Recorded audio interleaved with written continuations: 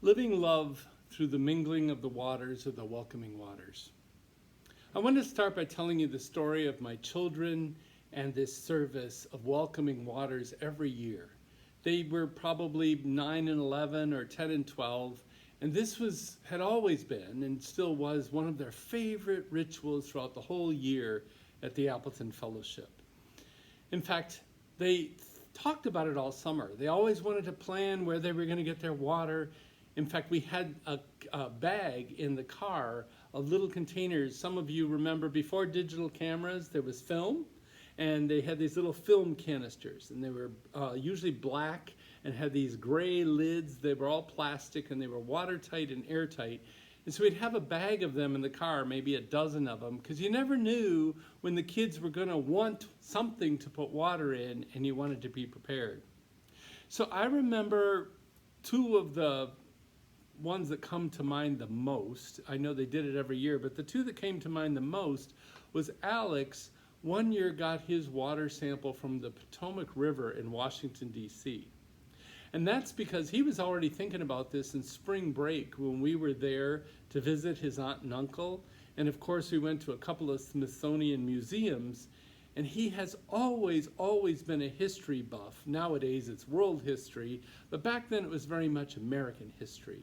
And he had had such a great time visiting his aunt and uncle and seeing all these museums that he insisted that we go over to the Potomac River and get a little bit of water so that he could bring it back to the fellowship. And he wouldn't need it. This was probably March, April. He wouldn't need it until the following September. But that was very important to him to demonstrate his love of history and American history. And then my daughter, I think every year it was the same. It would come from Lake Michigan or one of those tributaries, little streams and rivers that flowed into Lake Michigan up by Sleeping Bear Dunes, which is just sort of southwest of Traverse City, if you know Michigan at all. But anyway, every year, Grandma and Grandpa would camp or rent out some houses and things like that. We'd all come together. We'd spend the whole week together.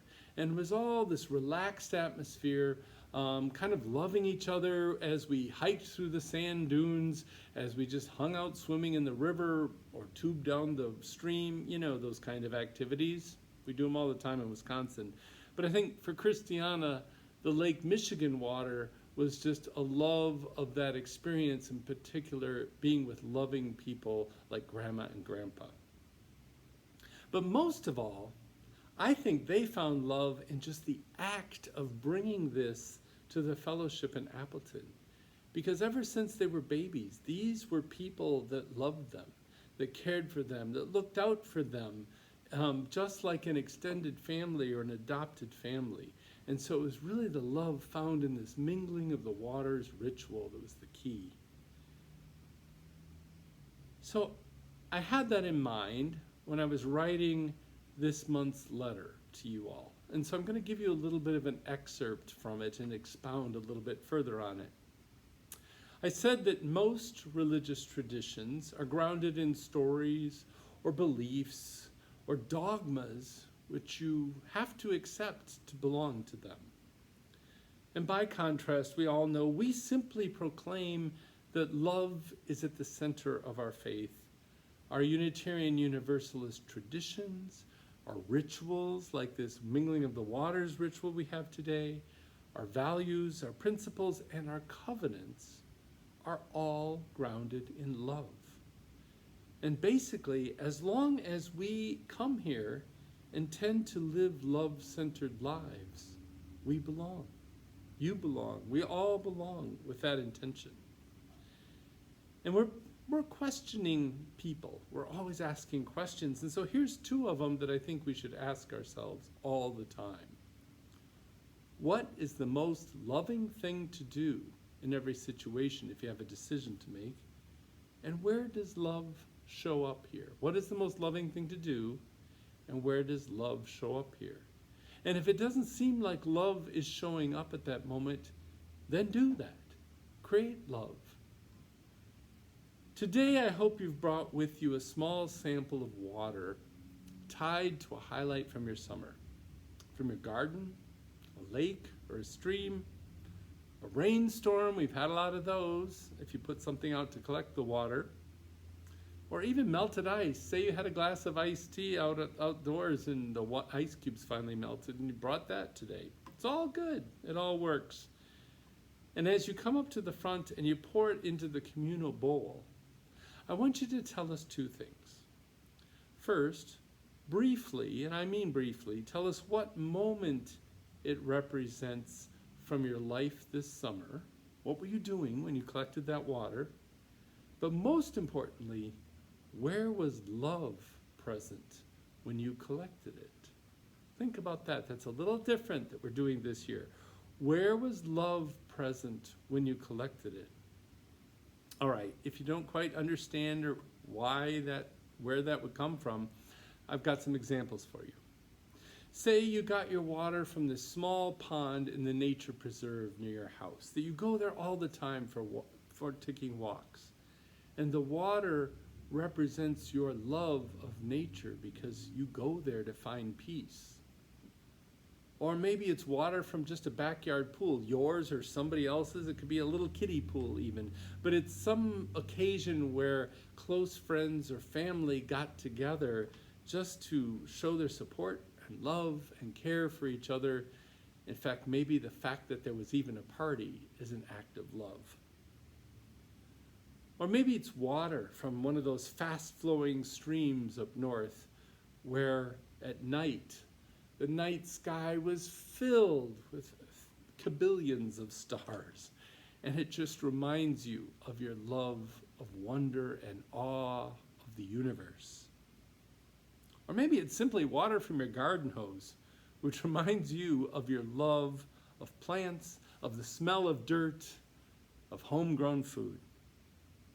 Or my favorite this summer was water from my bathroom tap, where love and self-care became very real from a clean shower after one of those super, super humid days. I think my point here is we're all people living love-centered lives, and we often take it for granted, and it's always in very small, little things. So today, take a moment to share where love is in your life and how it's connected to that water that you brought. And oh, by the way, if you're a visitor or you just forgot or didn't think about it, if you didn't bring water with you, that's okay. Please accept our invitation to pour some out of our fellowship water pitcher as your own symbolic water. The point is to not leave anyone out. We want everyone to participate if you feel comfortable. And we want to share how water and love were in your life this summer. I'm going to close with this beautiful poem, prayer, meditation. I'm not sure what Reverend Tracy Johnson, the author, would call it, but it's just beautiful. So please join me in that spirit.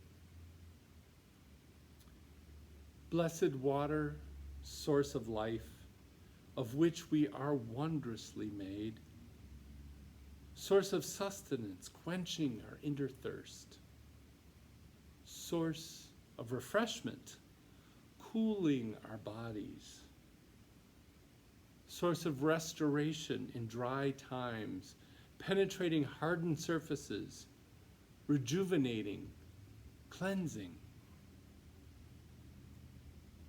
Blessed water, source of life, we see your power upon the earth. Watch with awe as it pours from the heavens, filling beyond capacity, raging once trusted boundaries, rising up from the low places, filling lives not unlike our own with heartache sometimes. And yet we know it as our source and offer blessings. Blessed water, source of life, we share our water today from home, from our favorite places, water that flows clear and cool from mountaintops, water that comes in rolling waves caressing the shores and then returning to the sea, water that rises in springs from deep beneath the earth's surface, water that falls gentle and warm, or in sudden downpours from cloud-filled skies. Blessed water, source of life, we honor this collection of water today, not because of its individual sources, but because it is gathered here, in this place. In this act of mingling our separate lives, our personal encounters with life-giving waters, we symbolize the coming together of this body of blessing and hope, this body of joy and commitment. As these waters are joined, so too we join. We offer our blessing upon this coming together of people and water, a blessing upon our intentions as we gather in celebration week to week and month to month in the coming year. May our connections be as these drops of water gently held in the common space of our community home, our fellowship. May we find in this place refreshment, rejuvenation, sustenance, cleansing, and restoration.